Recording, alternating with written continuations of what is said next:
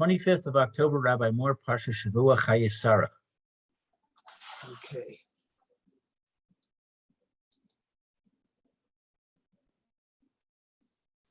Right.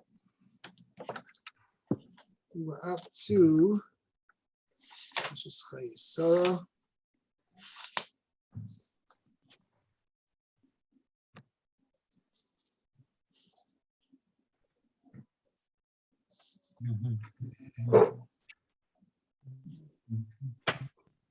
Ches, Pasuk Zayin, actually. Well, who's reading? Let's work it out. 1, 2, 3, and 4, 5, and 6. I think Meir, it's your turn again. No, 1 second. Yeah. Okay. Zion. Pasuk Zayin. Yes. Okay, so it says, "Vayakam Avraham, vayishtachavu la'am haaretz livnei chet." So Avraham got up and he bowed down to the people of the land, to the children of Chet. Okay, it's no Rashi though. Okay, Chet. Vayidaber itam lemor, im yesh et nafshechem likbor et meti milfanai shma'uni ufigu li Ephron ben Sochar. So he spoke to them, if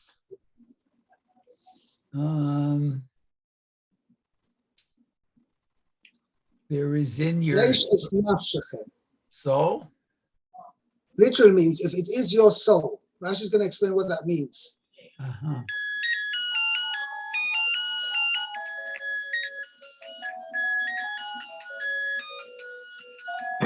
Up goes the weasel. Okay. Okay.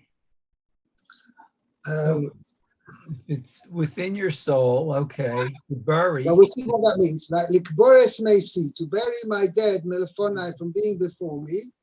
Okay. Shema'uni. Oh, listen to me, I guess. Ufiguli ve'Ephron ben Sochar, and plead with me. Oh, pigu. Rashi's going to explain that means. Okay. Li be'Ephron. With Ephron ben Sochar. Okay, with Ephron, the son of Zohar. Okay, so nafshi, nafshechem. That's chet. Okay. Ritzon-chem, your wish. Oh. Right. So it means your wish, according to Rashi. If it is your desire. Desire. Okay. Okay, very good. Okay. It's interesting that somebody who has no desires is as if he's dead. Oh. As they say, he has no will to live.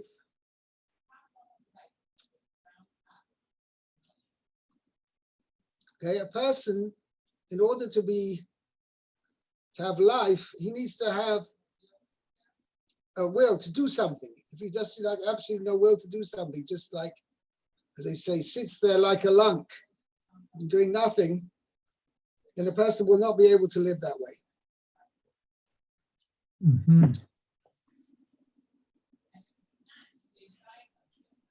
Okay. Okay. Ufigu li.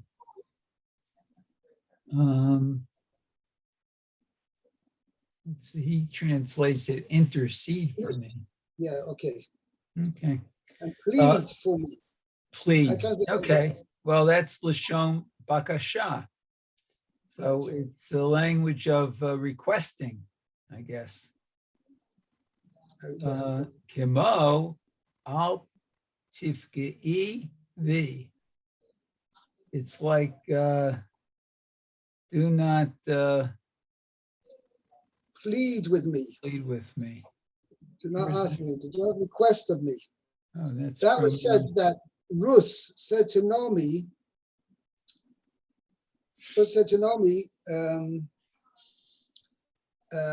Rus wanted very much to go with Naomi back to the land, back to Eretz Yisrael. Mhm. And Naomi tried to persuade her not to. So Rus said to Naomi, Al tifki bi lo ozvech. Al tifki bi. Lo ozvech lo voi me'acharoich. Do not try to plead with me to stop me from coming after, to come following you. Whereas I want to come follow you back to Eretz Yisrael, and don't try to plead with me not to. Okay, very interesting. Good. Okay? Mhm.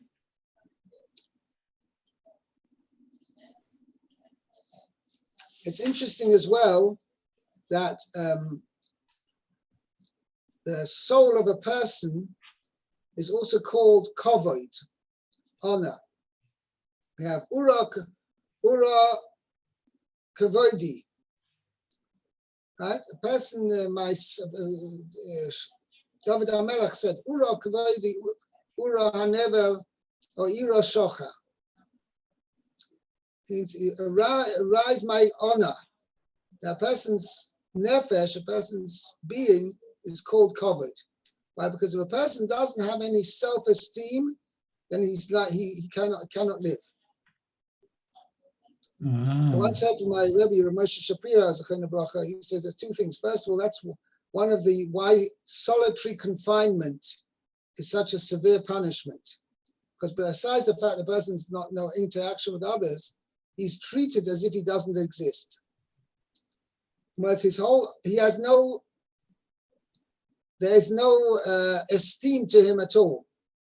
Other people don't consider him, like his food is left outside the door, he's not, or whatever, pushed under the door, whatever. He has absolutely no contact with human beings.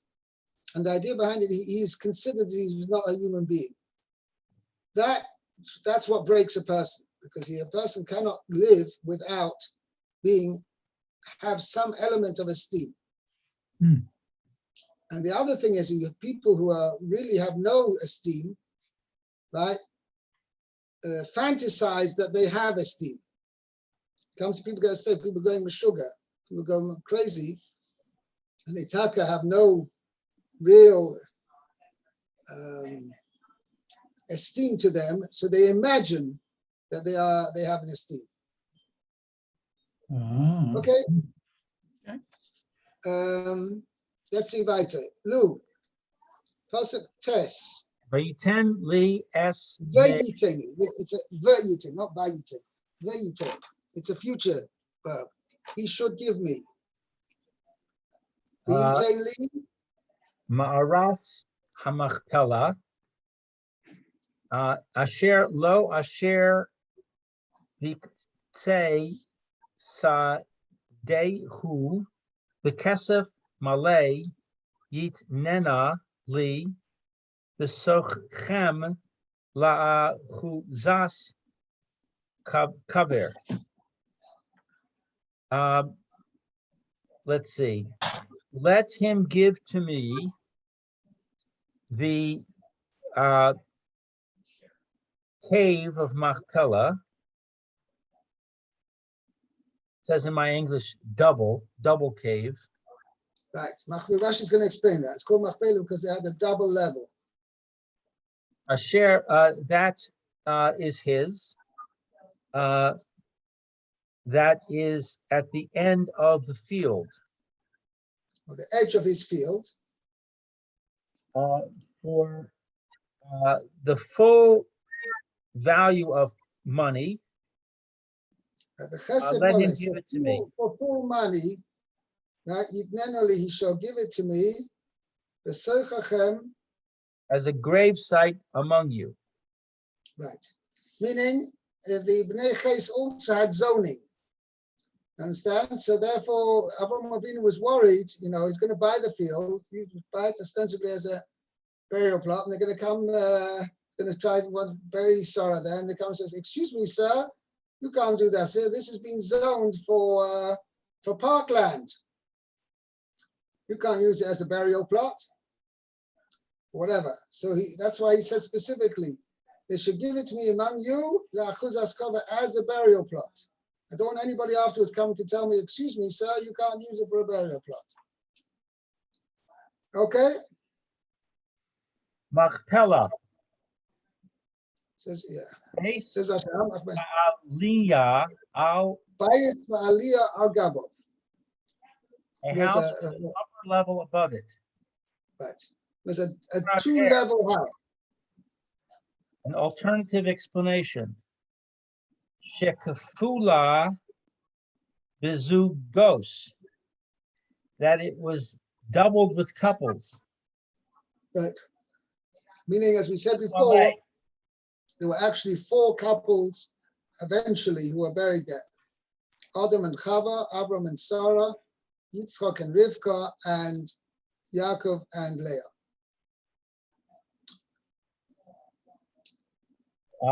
For its full value. Shalem kol shavya, for its full value. V'chein David Amar la Ravna. And similarly, David said to Aravna, it was his Rebbe's site. It was the Yevusi who owned the site of the site of the Beis Hamikdash, Hara Moriah. Okay, it was later because called Goren Arvona HaYevusi, and he said to him, "I'm going to buy it for you for Bechesed Mole, for full value, full price." By the way, it's interesting. There are 3 major sites, holy sites, for the Jewish people. Okay, it's one of the 3 holiest sites. That is the Mokem HaBeis HaMikdash, Ma'aras HaMachpelah, and Kever Yosef HaTzadik in Shechem. Now, all 3 were bought with money. They weren't conquered, they weren't acquired through conquering. They were bought with a regular monetary sale. David HaMelech bought the site of the Beis HaMikdash. Avraham Avinu bought the site of Ma'aras HaMachpelah. And Yaakov bought the site of Shechem, and the next to Shechem, which was where the Kever of Yosef HaTzadik is. So all 3 of them were not acquired through conquest, but were acquired through monetary acquisition. And another interesting point is, and all 3 of them today are not in Jewish hands.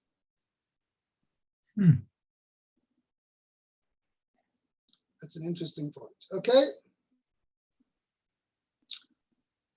But Be'ezus Hashem, Mashiach will come to Korov and will be returned to us. Okay? Pasuk Yud. Meir. Okay. It says, Ve'efron Yoshev b'toch b'nei Chet, Vayan Ephron hachiti et Avraham, Bo'oznei b'nei Chet l'chol ba'ei sha'a iro lemor. Okay, so Ephraim sat within. Not sat, was sitting. Was sitting. Oh, Yoshev, right. Okay, was sitting within the children of Chet. Among the children of Chet. In the midst of the Bnei Ches. Okay.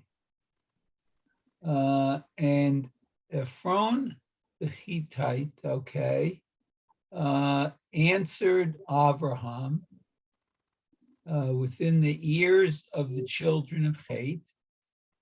What does that mean? within the ears. So You don't that, say that it. everyone could hear, I guess. Right, All- yes. Okay. L'chol, for all who came within the gate of the city, saying, oh, Right. All who had come to the gateway of the city say. okay. Now, the Malvin points out over here, it's interesting. Sometimes you find it's called, everything was said, Ba'aznei b'nei Ches, which means for all the b'nei Ches to hear. And sometimes when a C, most noticeably, possibly Gimel says, Vayidaber el Ephraim, Ba'aznei Amoretz le'imai. And then possibly Dalit says, Vayan efes Avraham le'imar loi. So we're going to see that some things were said for public, for everybody to hear, all the public to hear, and some were said on the quiet. Then he just said it quietly to him. We'll see about this. As we go through the psukim over here, we'll see this distinction, and it's the Torah says specifically. Sometimes Ephraim spoke publicly for all to hear, and sometimes he only spoke on the quiet to Dafka to Avraham alone. Okay, let's see Rashi. It says the Ephron Yoshev. Ephron was sitting. Ketiv Chaser. It's written Missing with a that- letter. If it with Yoshev, missing a it would be letter. written with a vav, Yud Vav Shin Beis, Mhm. and here it's written without the vav. Okay, so Oto Hayom Minuchu Shoter Alehem. So what on that day, Minuchu, They appointed him as a they appointed him as the Shoter, the officer, guard. Okay, right? Shoitalem as an officer. officer over them. Okay. Mipnei Chashivuto Shel Avraham. Oh, because of the importance of Avraham. Wow. Shehayat Tzarich Lo Allah Ligdulah. Shehayat Tzarich. So he needed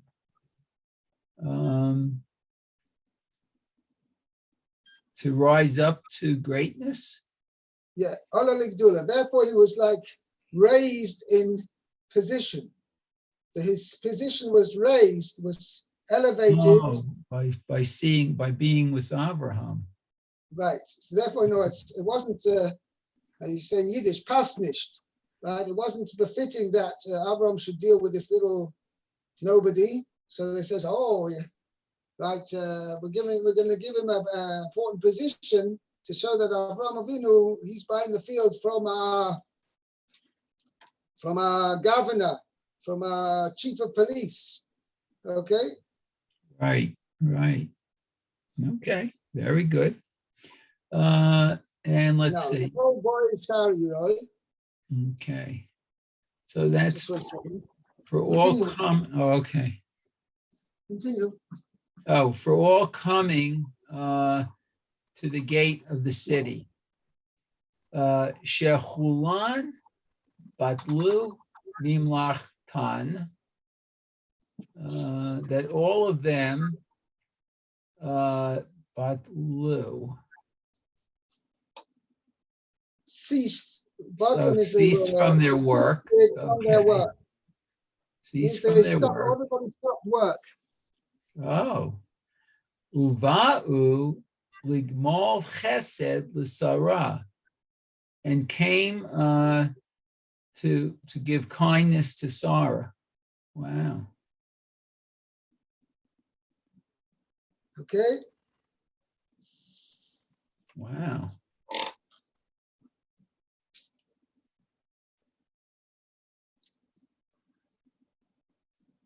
Okay. So Sarah sort of had the upper hand over Abraham in this city here. Why? What makes you think so? Well, they all stopped Sarah their died. work.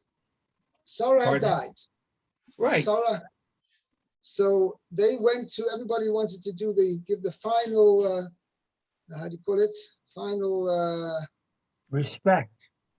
respect, the last Okay. respect. Okay, that to makes Sarah. sense. So that's why Everybody, they. they were announced that everybody would stop work and everybody would come to attend the funeral. Uh-huh. Okay, that makes sense. Therefore, because everybody was attending the funeral, this was an opportune moment that Abraham, when he bought the field, he wanted everybody to present in order to ratify the sale in front of everybody. Okay. Right. Okay. Now, so you see, we'll see it in the whole way along over here.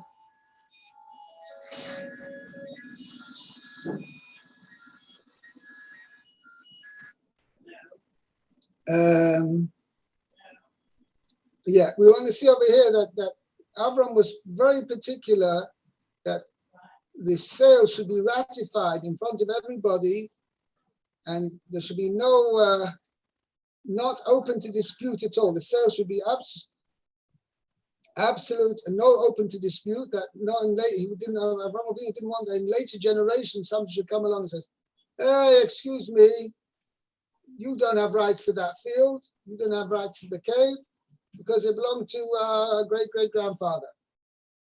Yeah. So therefore, since Avram was very concerned about that, so he made sure that the sale be ratified in front of everybody. And if everybody was there and saw the sale taking place, the transaction taking place, and nobody raised any objection, that means that the sale was fully ratified. Nobody could come along later to raise any objection. Okay? What's the point of all this? You just explained to us that it's not in Jewish hands. And it hasn't been in Jewish hands for hundreds and hundreds of years. It's ours. I mean, the guy steals something, right? So you say, the guy says, well, you know what? I've got a star over here which says it's mine. I just throw it in the garbage because it doesn't. What do you mean? If I hope to get it back, right now it's in so-and-so's hands because he's a tough guy and I don't want to start up with him. But as soon as he it's no longer in his hands because he dies or whatever,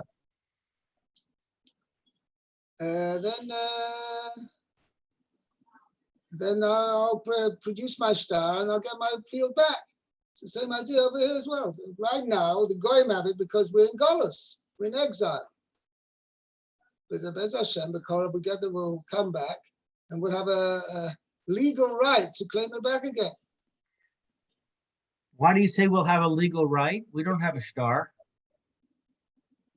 Excuse me, we have the, it's written in the book of the Bible. You've heard of the book of the Bible. In the Bible, it's written that Avram Avinu bought it. Okay, so why does he have to do all this with all this authentication if the story in the Bible is going to be the proof anyway? So it could be that Pshat is that he bought it, but somebody may come along later and says, you know, that's all very fine. I'm not denying that Avram bought it. But Ephron had no right to sell it because it belonged to my great-great-great-great-great-grandfather. So we show the story in the Torah. Torah tells us that when Avram Avinu bought it, he brought it from Ephron and everybody was present and nobody raised any objections. And therefore, Avram has the everlasting right of ownership, and therefore nobody can come along and make any complaints or claims on the field. And had the Torah not written it, then people could be someone later on could come along and says, claim it's mine. Aye, the Torah says Avram bought it from Ephron. Ephron had no right. Ephron was a Ganav. Okay? Okay. Pasuk Yud Aleph, Lu. Lo Adoni Shema'eni V'sadeh Nasati Lach V'hame'ara Asher Bo lecha nisatiha ve'enei v'nei ami nisatiha lach kavor me secha. No, my master, hear me. The field I have given to you, and the cave that is in it I have given to you. Before the eyes of my people, I have given it to you. Bury your dead. Rashi, lo Adoni, no, my master. Lo sikna osa bidamim. You will not buy it for money. Nasati loch, I have given it to you. Hare he kamo shenesa. Sorry, I lost my connection. Okay, What is the last thing you heard me say? nosati lecha, I've given it to you. hare kamoi shenasati lecha. It is as if No. I've given it, It's as if I already gave it to you. meaning he hadn't given it to him yet. They're talking about it, but he's saying, this field I've given to you, it's already yours. Consider it as if it's already yours. Uh-huh. Okay? Yep. So he told him in front of all the people, the members of my people, I have given it to you. Kvar meisecha, go ahead and bury your dead.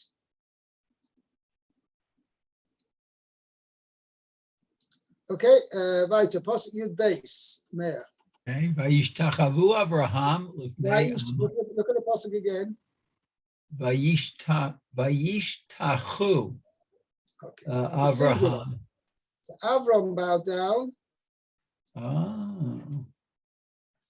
Lifnei Amoret.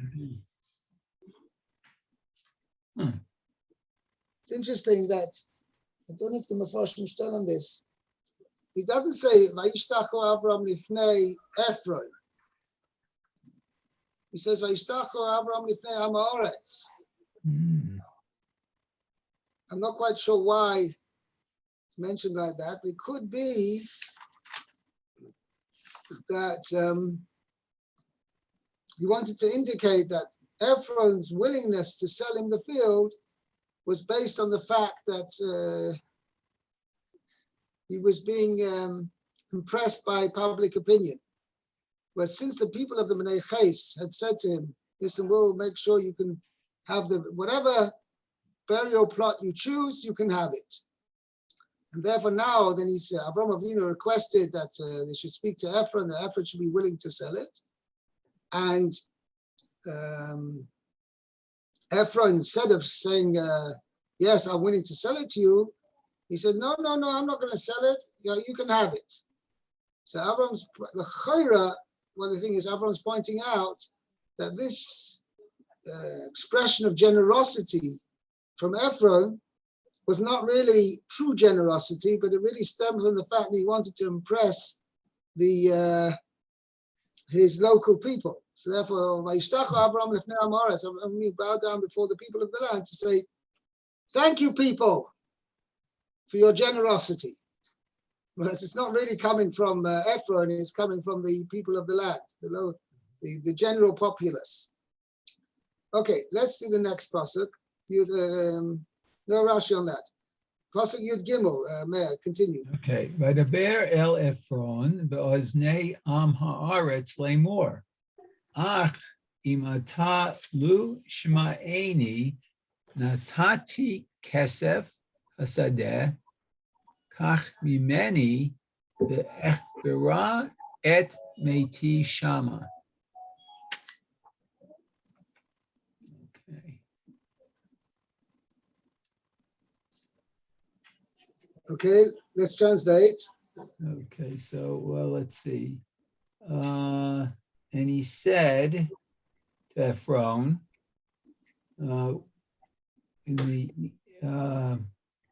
so that the people can hear, I guess, because Neam Haaretz saying, Ach, imata, but if you, Lu Shma'eni, would listen to me, I guess.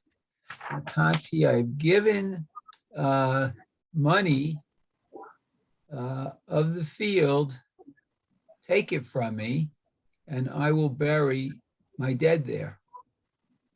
Oh, okay. So he's offering the money. Okay. Right. Right. If only you would listen to me. Nosati kesef hasadeh. So Avram is saying to Ephron, you want me to listen to you and say that I should take it for free. No, if only you would listen to me, you would listen to me. Nosati kesef hasadeh. I consider as if I have given the money for the field. Kach mimeni, take it from me. Let me bury my dead there. Let's see Rashi. Okay. Ach im ata lu shma'eni. If you'd only listen to me. Ata omer li lishmoa lecha v'likach bechinam ani yefshar bekach ach im ata lu shma'eni alvai v'tishma'eni.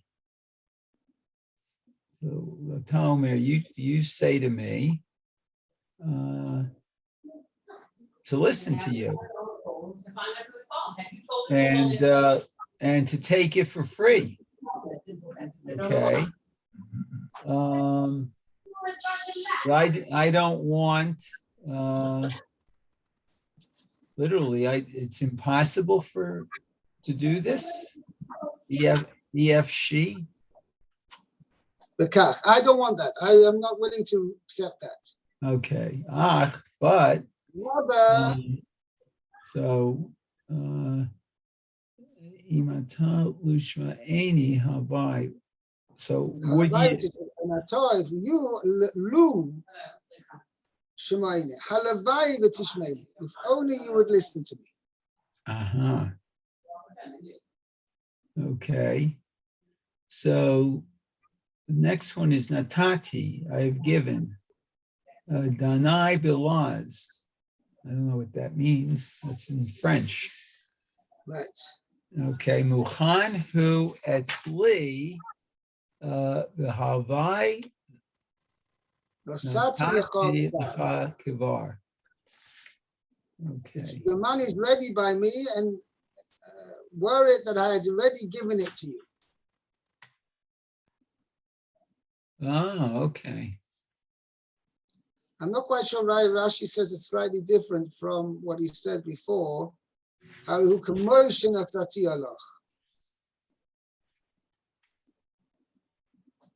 Rashi previously in Pasuk Yudalev, he says as far as the field that Ephron said to Avram, he said, take the field as if I've already given it to you. So why can't you understand? You should be able to say the terminology over here, Nosati Kesef Hasadeh, means I consider it as if I've already given it to you. Okay, I'm not sure why the difference is.